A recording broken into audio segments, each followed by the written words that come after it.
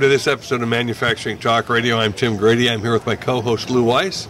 We are in Nashville, Tennessee at ISM 2018, and we're talking with Jim Flemming.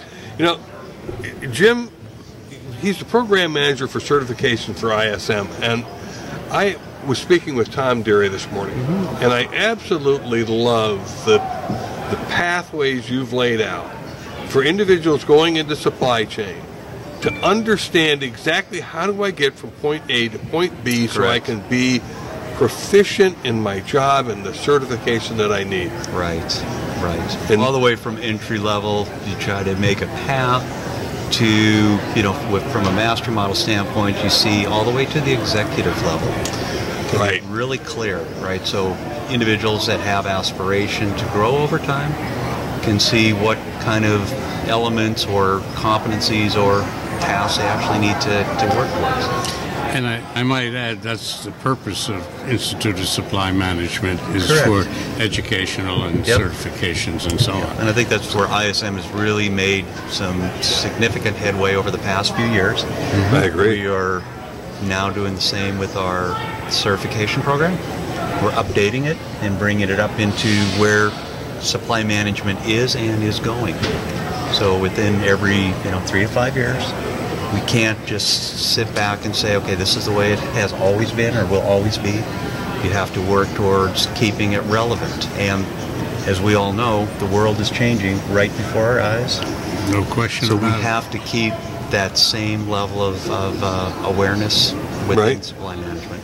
When you were putting that program together, did you work with any of the major universities or schools that taught supply chain management to kind of develop that?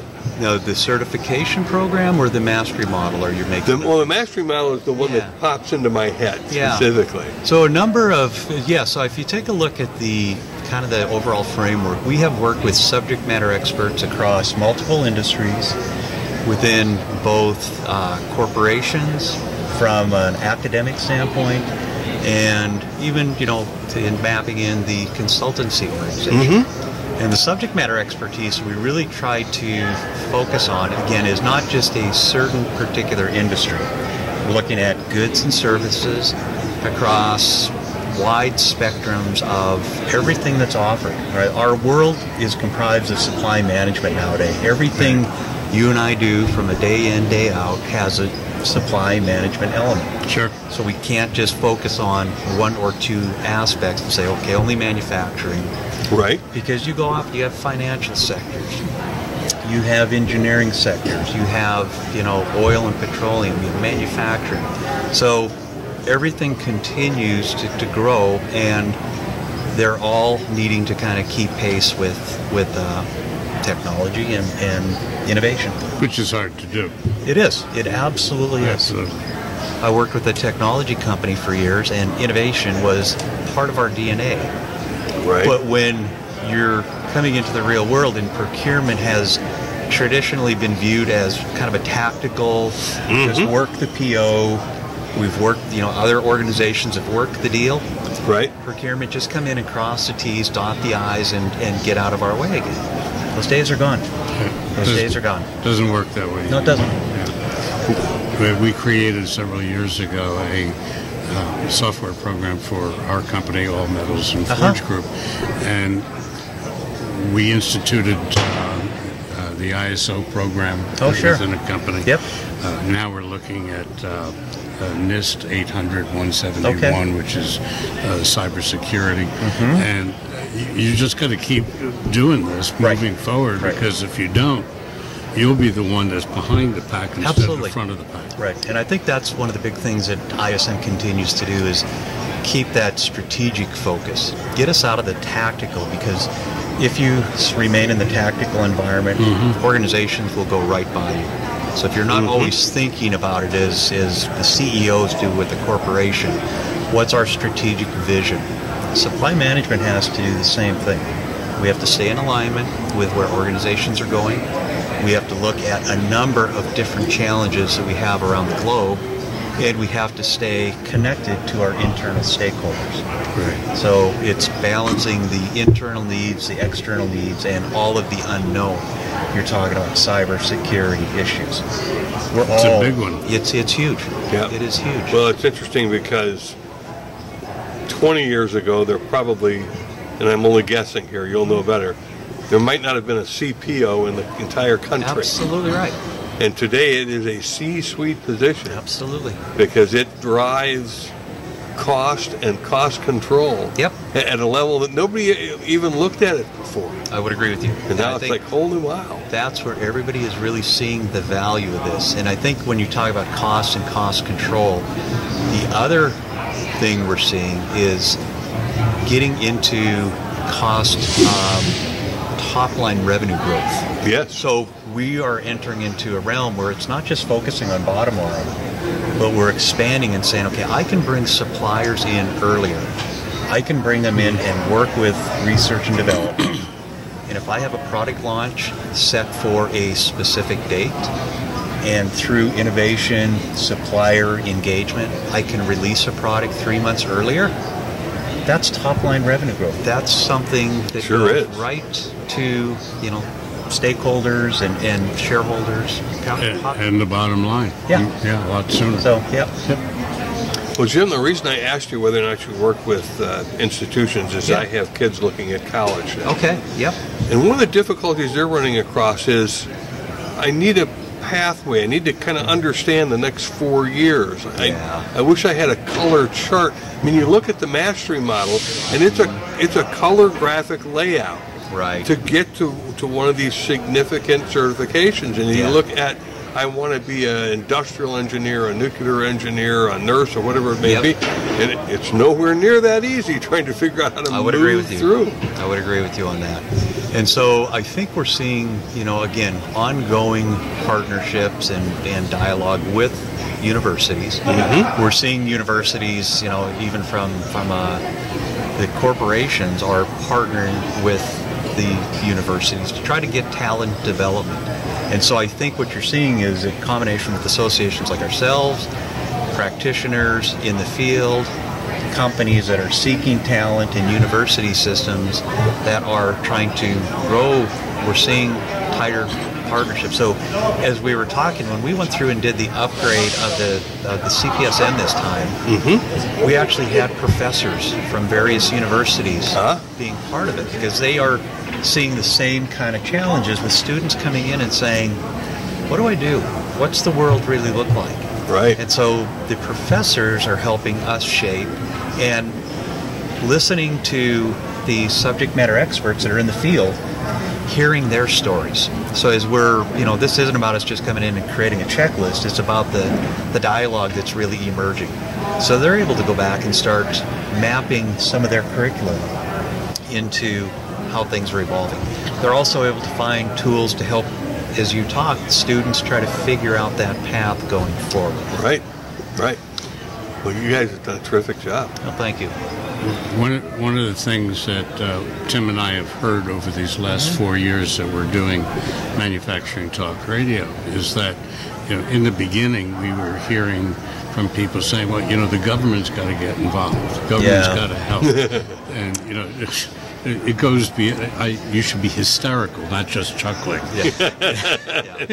It just isn't happening. No. They've got their own issues, and what we're finding over these last 4 years that companies have been thinking out of the box, absolutely, coming up with incredible creative ideas, partnerships, competitors partnering together to train people that they can create their own work pool. Yep. And the VOTECs and the community colleges, and it goes on and on and on, and it's really quite amazing. So that in the 4 years that we're doing this, we're seeing amazing changes. Okay, well, that's good. Amazing evolution. It's really terrific. Because I know from our standpoint, we really are. And I think you can see it if you some of the talent that's gone on with this 30 under 30 program. Right. when you sit and talk with some of these individuals, and have. I had an opportunity in my previous job to hire these folks into. And what is amazing is when they're bringing in the degrees from the major universities, whether it be a bachelor's or an MBA, they hit the ground and they're running because they don't have the blinders on that corporations have kind of put on us when we've been in the world a while. Right. And they hit the ground and they look at the data and they look at the processes and they say, why are you doing this? Yeah, right. And it's in that, it's kind of like the lean methodology, the 5 whys. Yep. And a lot of times we look and say, we get to about the third why and we don't know why we're doing it. Right? It's a legacy that we've assumed has to be there. And by their asking these, the onion is being peeled and you're seeing innovation, you're seing ideas, you're seing forward movement. And so, the fresh eyes and bringing them into the certification program and aligning the university systems. It's incredible. I think one of the things that we saw in the very beginning was that manufacturing day, which started only 5 years ago, 6 years ago, really had a major effect by bringing collectively on a nationwide basis, having people understand that maybe there's another way. Yeah. And one of the events that we went to, and we did the same thing, we set up our little talk shop in the middle of these events, and I took my godson, who's in high school, no idea what he wants to do, and I brought him to one of these events, and I figured, well, I'll introduce him to manufacturing and show him what it's really all about, and he got a really big kick out of it. By the way, he's already asked, he wants to come to this year's. Oh, is that right? Excellent. That's and his friend that we brought.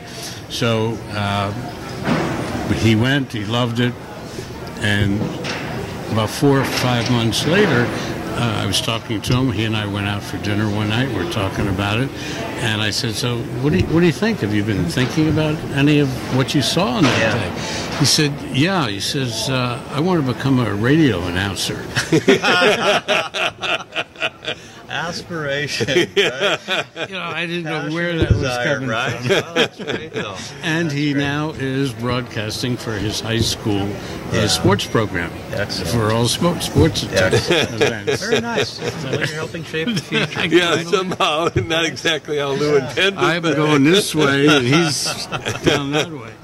Well, it's interesting, Jim, because I've done a lot of consulting over my business career. And one of the things I was always frustrated about and could never understand is that you have businesses within a community in which there are county colleges and there are major universities, and they say, we need a study on, and it's like, why don't you go to the university where we can get bright young minds to assemble that data?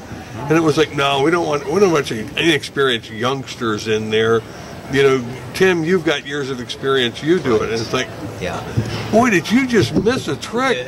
You hit on it there because again, it's not that we're not knowledgeable. It's just sometimes we have had our mental models put in place and we can't see the forest through the trees. Right. And they don't have that same filter. And one of the things recently within ISM and CAPS research, we had the CPO roundtable, and there were 4 major themes that were defined, and one of them was talent management, trying to find the correct and the best talent and enough talent in the university system, in the workforce, that can meet the needs of the growing future. And it's a challenge. We see it within the technical community. We're seeing it now in the financial sector, and we're seeing it in supply management. Yep. It's just the demand is exceeding supply. One of the problems and headwinds that we see, and everyone's talking about it, and that's the drug situation in this country. Yes. We were interviewing a manufacturer somewhere in the Midwest, and it was a woman-owned company, and she needed to hire 10 new people. Okay. And she decided to go with trying to get young people and train them and so on. And only 4 of them passed the drug test. It's a shame.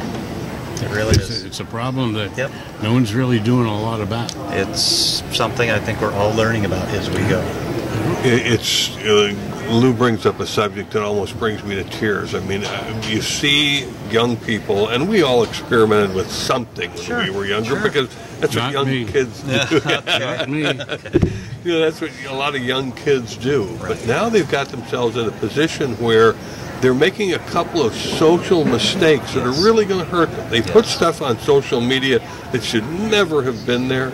They're experimenting with drugs that they probably should have just made a decision to stay away from. Yeah. And then they graduate from high school and they go to try to get a job. And where does the employer look? Yeah. He looks on social media and he does a urine test. And it's like, wow, you just blew up the first 10 years of your life. That's hard. And as a parent, you know, you always want to work with your child to kind of see the future, and unfortunately at times they don't want to acknowledge it. I remember how well I listened to them when I was a teenager. Yeah, absolutely. I looked at both my parents with utmost admiration, and everything they said was absolutely correct. And I totally ignored my father when he said, "I'll break every bone in your body." And that's a truism. Never laid a hand on it. No, same here. I was very fortunate. It is so true. So I hope, you know, as kids, well, not a lot of them are probably going to tune into this show. We hope they do. You know, we hope we get 10 million young kids listening to it. Just stay away from that stuff and focus on getting through high school. We're going to have to start playing rock and roll music on our manufacturing. Yeah, that's right. Or doo-wop or hip-hop or something. Yeah, we've got to attract a different audience. But it's they don't understand, and we didn't understand when we were in our teens, the long-term impact of that. Sure. You know, with us it was you had a couple of beers, but that wore off in 24 hours. Some of this stuff has much longer-term impact, particularly in the social media world. I would agree with you. It's like, oh my gosh. Now, what's interesting is one of the things you're talking about social media. The other thing that I think we're seeing a trend is the connectiveness that the younger workforce has through social media. Right. And the ability, when they have a problem, and to find a solution. They have this network of information, and it's not just about, you know, going to Google and looking something up, or in our days growing up you had to go look through an encyclopedia. They have sources of information. They have social networks of people that can mentor them, guide them, give them advice. And we're seeing a huge movement that direction where, again, our workforce is so connected. So yes, social media can have unintended consequences, but the intended consequences can be astronomical in driving innovation and solutions and real-time problem solving. I had mentioned to Tim last night, we went out for dinner, and we had, my wife and I went out for dinner a couple of weeks ago, and there was a family sitting across from us, and they had two little girls, twins, mother and father, and the two little girls that were 2 years old, 2.5 years old, on the iPhone. And, I mean, they're clicking away and they're doing this and doing that. And I went over and I started talking to the gentleman. And I said, how long are they doing this? He said, well, this one's 6 months and this one's a year. And can you imagine what those kids are going to be like in 20 years? They're going to be amazing. It is. And if you look just at the innovations in the last decade, and you take a look at digital information creation, some of the charts going forward, right? So everything is in an exponential growth rate. So technology and digital information, again, is everywhere we want. And having the ability, it's growing. You know, we're talking when we teach classes now, we're talking zettabytes. Okay, this is 10 You're talking what? Zettabytes. Right. 10 to the 21st Zeta, that's a Jewish grandmother. And look that up at some point, and it's this graph that shows how quickly we're generating data. And all of that data, it really is a function of trying to find how do you take that data and get information and knowledge.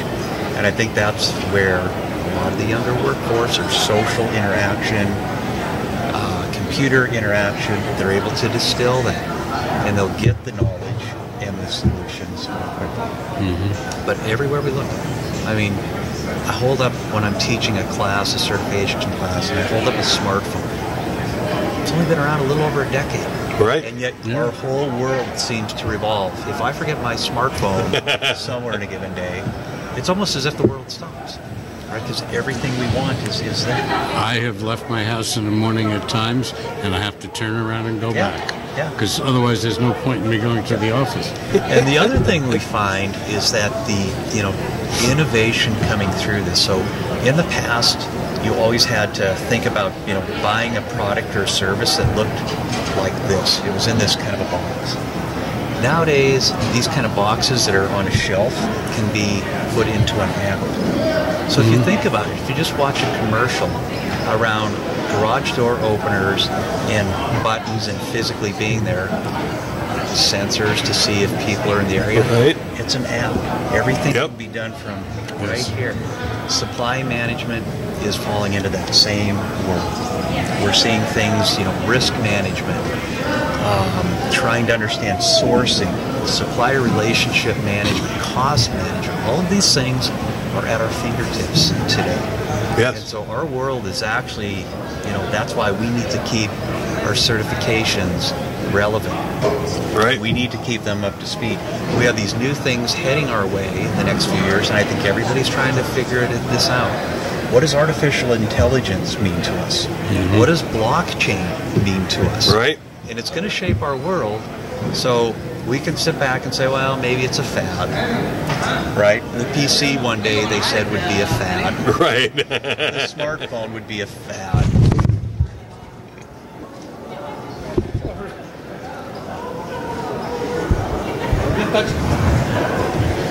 We needed a little action here. I don't know if that microphone makes a difference or not. Thank you. Okay. So, I think, again, in the spirit of innovation, whether it be in the manufacturing or the service sector, supply management, finance, it's all integrated, and we're really getting to the point where innovation is at our fingertips.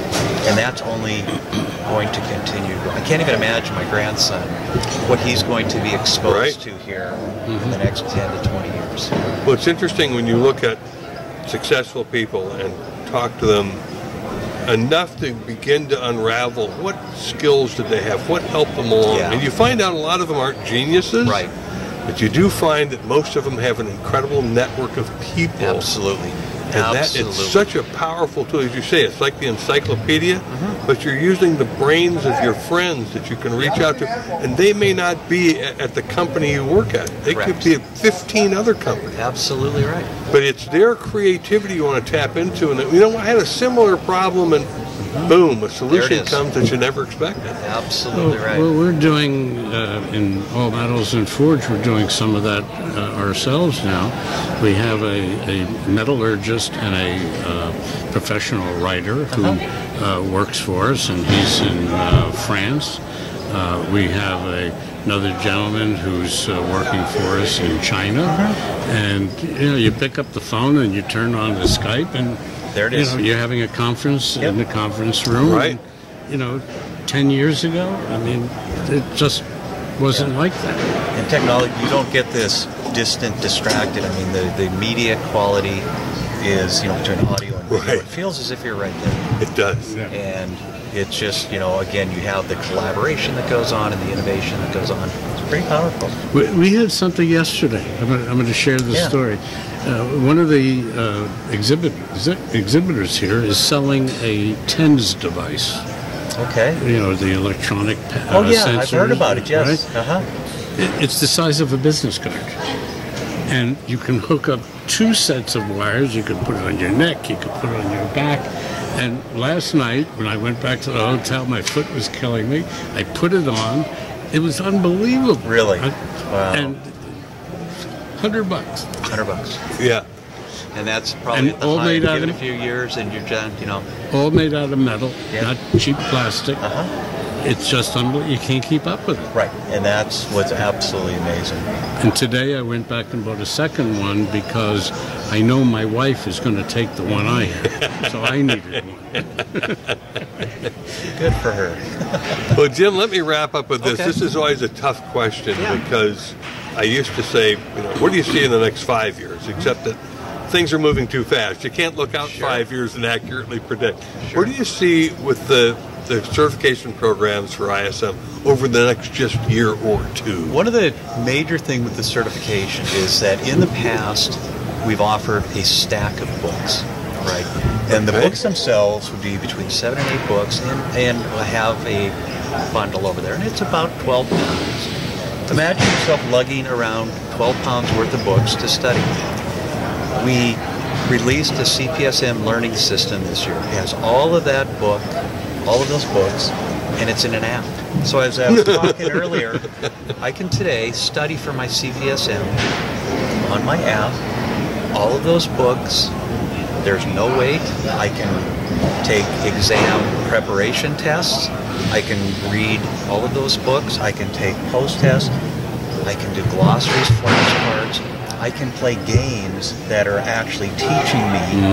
And I'm not a gamer, but I find myself intrigued because I get 3 lives to answer these questions, and then it drops. And so today we are seeing a workforce is saying, I'm busy, I need to study, but it's hard between my family and my travel. I can now do this on my phone. I can be on the plane at my convenience, and I can be preparing. And all of it, as soon as if I'm out of Wi-Fi, as soon as I get back into Wi-Fi, it syncs, and I'm ready. So we're actually accelerating the rate at which people can prepare. And we're truly trying to leverage all of this innovation and trying to, what the world is moving towards to help the professionals become better professionals. The only point that I would correct you humorously is that it's not a phone anymore. We're going to call it a Frigidaire until You're right. until You're absolutely right. whenever, but it's not a phone anymore. It's an alternate brain, a computer, whatever you want to call it, but it's not a phone. And they're only getting smarter and more advanced. I get a kick out of some lines that pop out of movies that you remember. One was in Ghostbusters, the first one. Sure. When the secretary was talking to Egon and said, "What kind of books do you read?" And he said, "Prince is dead." Yeah. Yeah, who would have imagined? Yeah, right. That you took 12 books and compressed, 12 pounds of books and compressed them into an app. Into an app. It's on at a fingertip, and you're studying, and it's right there. Oh, well, that's kind of neat stuff that ISM is doing. So we really congratulate you. Well, thank you very much. It's been a great opportunity to work with ISM and doing all of these. It's wonderful talking with you and trying to, again, move the profession forward. So thank you for what you're doing. Thank you. And thanks for sitting in with us. Thanks, Jim. And we've been speaking with Jim Flemming, who is with ISM. And check them out at instituteforsupplymanagement.org, or you can find this interview at mfgtalkradio.com. Thanks again for listening.